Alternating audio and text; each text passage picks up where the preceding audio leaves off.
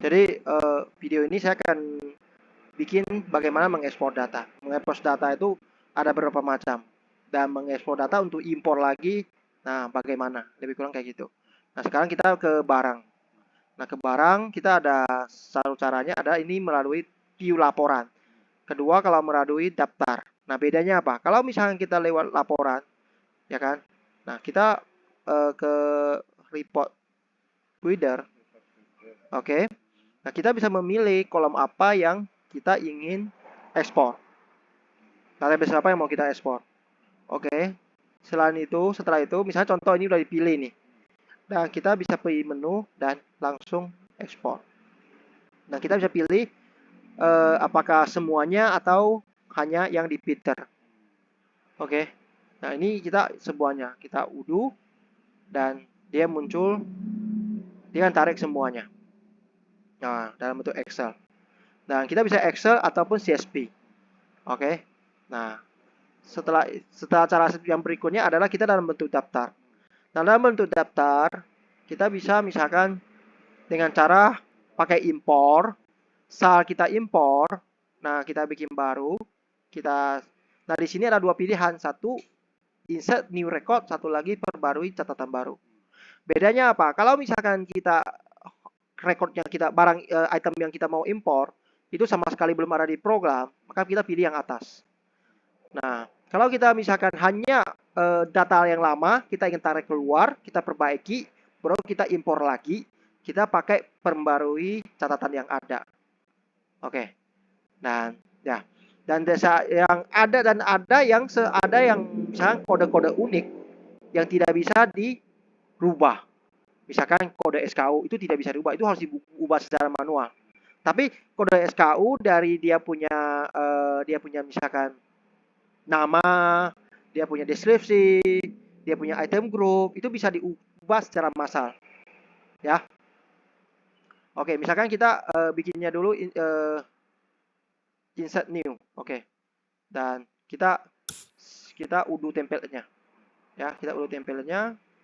Nah, kita misalkan di sini ada warna merah berarti ini yang wajib. Kalau pilih semua berarti semuanya. Ya kan? Nah, kita coba pilih semuanya. Ini apakah lebih berat? Ya. Kita pilih yang wajib dulu, kita ekspor. Nah, terus kalau kita ekspor begini, dia kosong. Kenapa?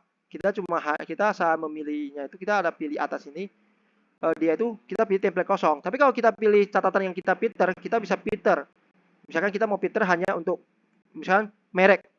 Misalkan merek mekanik aja.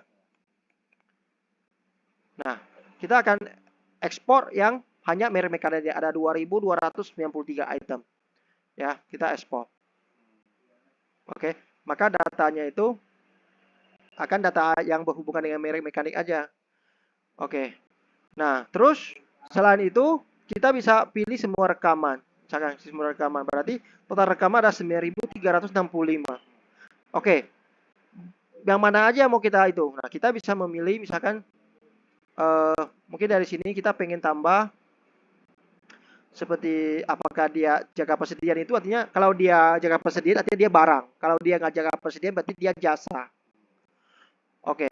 Terus misalkan kita bisa pilih kolom mana yang kita butuh. Oke, terus kita di sini yang penting-penting aja dulu misalkan. Nah, kita misalnya pilih merek. Nah, merek di sini kan. Nah, merek kita juga mau keluarin. Merek juga mau kita keluarin. Oke. Dan oke, maka kolom yang kita keluarin akan jadi kayak gini.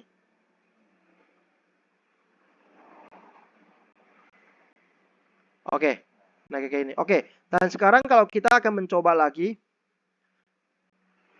kita kembali lagi ke import data. Tadi kita bikin baru. Nah, bikin baru dia berhubungan dengan jenis dokumen, item, itu. Dia nggak pakai bahasa Inggris ya, nggak pakai bahasa Indonesia. Karena dasar programnya itu bahasa Inggris. Nah, maksud saya salah, maaf ya. Ini jadi maksud saya itu saya bikin dalam yang baru. Nah, kalau kita dalam baru, nah dia yang wajibnya itu akan berbeda. Hanya item SKU aja. Artinya kalau dia begini, berarti artinya yang ini nggak boleh diubah. Yang lainnya boleh diubah. Ya. Dan kita misalkan akan pilih semua rekaman dan kita pilih dalam bentuk Excel. Misalkan contoh. Oke, kita ekspor. kayak gitu. Nah, lebih kurang ini adalah cara-cara dalam mengambil data dari program. Oke. Nah, nanti kita akan bikin video. Ya, kita akan bikin video untuk mengupload, memasukinya. Ya, ya. Oke, sampai di sini.